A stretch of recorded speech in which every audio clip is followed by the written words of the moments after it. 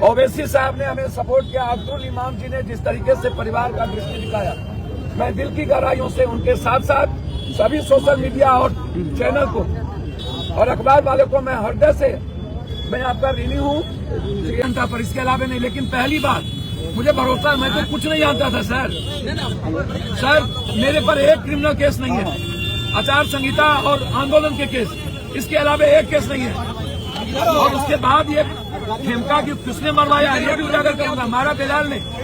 दोस्तों आखिरकार पप्पू यादव जेल से निकल गए हैं। इस वक्त की बड़ी खबर यह है कि बेऊर जेल से पप्पू यादव निकल गए। आपको मालूम है कि लगभग 32 साल पुराने मामले में पप्पू यादव को जेल भेज दिया गया था। हालांकि 2 रात उन्हें पीएमसीएच में गुजारना पड़ा, लेकिन कुल 6 दिनों तक वो पूरी तरीके से जो है कैद में रहे और आखिरकार आज उन्हें अदालत ने 3 अलग अलग मामलों में बेल दिया। और अभी अभी पप्पू यादव निकल गए हैं और निकलते ही वह मीडिया कर्मियों से बातचीत कर रहे। और सबसे बड़ी बात यह है कि जेल से निकलने के बाद पप्पू यादव अपने आवास पर आराम फरमाने के लिए नहीं आ रहे, बल्कि फुलवारी शरीफ जा रहे हैं उस पीड़ित परिवार से मिलने के लिए जिसकी बेटी की जान चली गई है। क्या कुछ पप्पू यादव कह रहे हैं, आप इस वीडियो को देखिए।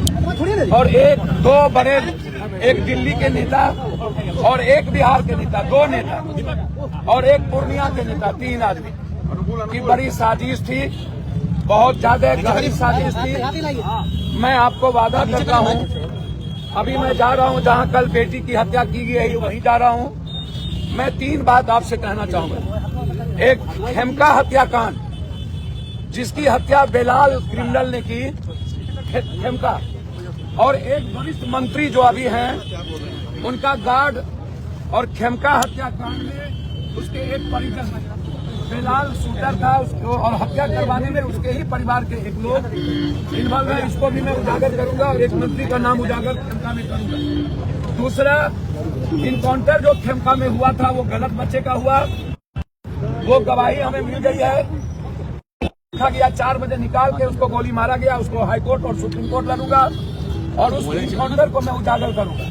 और अंतिम तीसरा, रुपेश की हत्या किसने किसने मरवाई है और किसने मरवाया, इसको मैं सुप्रीम कोर्ट में रीड करने जा रहा हूँ। नीच की बच्ची की लड़ाई में रुकने नहीं दूंगा। जिन लोगों ने राहुल जी, प्रियंका जी या सभी देश के माधी जी, हमारे चंद्रशेखर रावण जी से लेकर सहनी जी, जिन पार्टी के नेताओं ने और साथियों ने और वरिष्ठतम कांग्रेस साथी माले, राजद, विजय सिंह साहब हमारे नेता, सभी लोगों ने, संजय सिंह जी आम आदमी पार्टी, सभी लोगों ने, मनोज झा जी, आनंद मोहन जी, रणवीर, सभी लोगों ने जो प्रताप जी हमें सपोर्ट किया, ओवैसी साहब ने हमें सपोर्ट किया, अब्दुल इमाम जी ने जिस तरीके से परिवार का दृष्टि दिखाया, मैं दिल की गहराइयों से उनके साथ साथ सभी सोशल मीडिया और चैनल को और अखबार वालों को मैं हृदय से मैं आपका ऋणी हूँ। यदि आज मैं जीता हूँ तो ये न्याय की जीत है। मैं धन्यवाद देना चाहूंगा अपने न्यायालय को, जिन्होंने दूध का दूध, पानी का पानी किया। और इसमें सबसे ज्यादा भूमिका बिहार के तमाम जनता, जो मेरे लिए भगवान है, 2 भगवान है, एक न्यायालय, एक जनता, और उसमें सबसे ज्यादा भूमिका मीडिया की है। और मैं मीडिया को आभार प्रकट करता हूँ, दिल से मैं धन्यवाद देता हूँ। गलत तरीके से मेरे साथ कोशिश की गई और मुझे मरवाने की कोशिश की गई। अस्पताल के जो सुपरिटेंडेंट है, मैं उसका कॉल डिटेल निकलवाऊंगा, उन्होंने भी मरवाने की कोशिश की गई। पटना के DCLR ने साजिश रची थी और उस दिन भी 2 बार हमको अपमानित किया गया सीनियर SP के द्वारा, पहला दिन भी और सेकेंड दिन भी। और उसमें पूरी साजिश थी कि पप्पू यादव को अपने आवाज को चुप कर देना। मैं पहली बार, मैं आज अब भगवान से और सच्चाई से मुझे विश्वास होता है। सच बोलना इतना तकलीफ दे होगा, भगवान न करे किसी को अस्पताल और जेल और थाना का चक्कर लगे। सच बोलना इतना तकलीफ दे होगा, मुझे लगता है कि हमें विचार करना पड़ेगा कि क्या इतना सच बोलना चाहिए कि नहीं, और भगवान पर ब्लाइंड फेथ करना चाहिए कि नहीं। बस यही मैं कहूँ। पप्पू यादव जिंदाबाद। पप्पू यादव बापू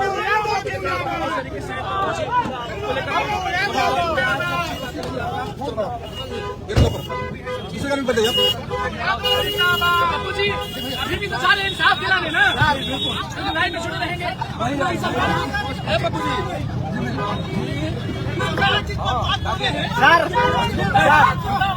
सम्राट जी बोले हैं कि जितने बिहार के माफिया चोर हैं लोग नहीं बच पाए। मैं सम्राट जी का सम्मान करता हूँ, बिल्कुल नहीं बचना चाहिए। सम्राट जी परिवार के लोग हैं, आपको बहुत जल्द सब कुछ हत्या में कौन कौन है और खेमका के बेटे जिसकी हत्या हुई, जी उस जो बहू है हमारी, वो एक सवाल है, खेमका को किसने मरवाया ये चिंता मत करिए और लोग खान न बने। मैं सम्मान करता हूँ और साजिश ना करे, यही मैं आग्रह करूंगा। उसमें जगह है क्या? एक पत्रकार की हत्या कर दी गई है, क्या उम्मीद करिएगा? बेटी की हत्या में मैं कहाँ जा रहा हूँ? क्या उम्मीद करिएगा? आप हमको बता दीजिए। आप पत्रकार की हत्या की उम्मीद नहीं करिएगा तो क्या करिएगा? आपको पुलिस गिरफ्तार की थी, दो और मामले आपके ऊपर लगाए गए। भैया आप हमको 2 लगाएगा, 4 हाँ 17, 19 मरवाने की साजिश थी और अपमानित करने की। एक बिहार के नेता, एक दिल्ली के नेता, सीनियर एसपी दीपक कुमार और पीएमसीएच के। मैं जा रहा हूँ, पहले इलाज कराऊंगा, इलाज के बाद के प्रिविलेज, लोकायुक्त, मानवाधिकार हाईकोर्ट को मैंने चिट्ठी लिखा है और मैं आपको वादा करता हूँ, पहली बार मुझे भगवान और सच्चाई से भरोसा होता है। मैं दिल से कहता हूँ, भगवान किसी को थाना, अस्पताल और जेल न दे। सर ये मौत है, मैं आग्रह करूंगा सरकार के, गोली मरवा दीजिएगा लेकिन साजिश मत कीजिएगा मेरे साथ। न्यायिक प्रणाली पर तो आप भरोसा करते हैं सर, न्याय पर और आप पर और बिहार की जनता पर, इसके अलावा नहीं। लेकिन पहली बार मुझे भरोसा, मैं तो कुछ नहीं जानता था सर, मेरे पर एक क्रिमिनल केस नहीं है, आचार संहिता और आंदोलन के केस, इसके अलावा एक केस नहीं है। और उसके बाद ये खेमका की किसने मरवाया ये भी उजागर करूंगा। मारा बेलाल ने, रुपेश को किसने मरवाया ये भी सुप्रीम कोर्ट जा रहा हूँ। और खेमका में जो इनकाउंटर हुआ उसके लिए भी सुप्रीम कोर्ट जा रहा हूँ। इस इनकाउंटर की पूरी जांच करवाऊंगा। सर अभी तो बेटी के लिए जा रहा हूँ, जहाँ कल मार दिए गए, अभी वहीं जा रहा हूँ, फुलवारी जा रहा हूँ। फुलवारी के बाद दिल्ली जाऊंगा। मुझे न्यायालय को मैं प्रणाम करता हूँ कि आप ही बचा सकते हैं इस जल्लाद एसपी और जल्लाद नेताओं। लेकिन पटना मैं सरकार पर सर 9 मार्च से जो लोकसभा चलेगा, बिहार जो 6 दिन चुप रहा वो चुप नहीं रहेगा। माफिया अपराधी के खिलाफ, बलात्कारियों के खिलाफ हम आवाज उठाते रहेंगे, लेकिन सच्चाई बोलने में अब मुझे पटना पुलिस ने तो कहा बेल टूटा था, जमानत। पटना पुलिस कितने लोगों की बेल टूटी हुई है? ये सीनियर एसपी यही है जो लॉरियंस में मुझे बदनाम किए थे, ये आप याद कर रहे हैं।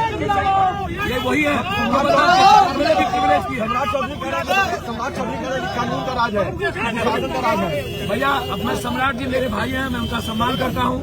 दुनिया को पता है ये किसका राज है, दुनिया को पता है। तो सम्राट बाबू बता दें कि खेमका को किसने मारा और इनकाउंटर किसने करवाया और खेमका की संपत्ति पर किसकी निगाह है, बेलाल को हायर किसने किया, बेलाल क्रिमिनल को किसने मरवाया, मुझे पता है।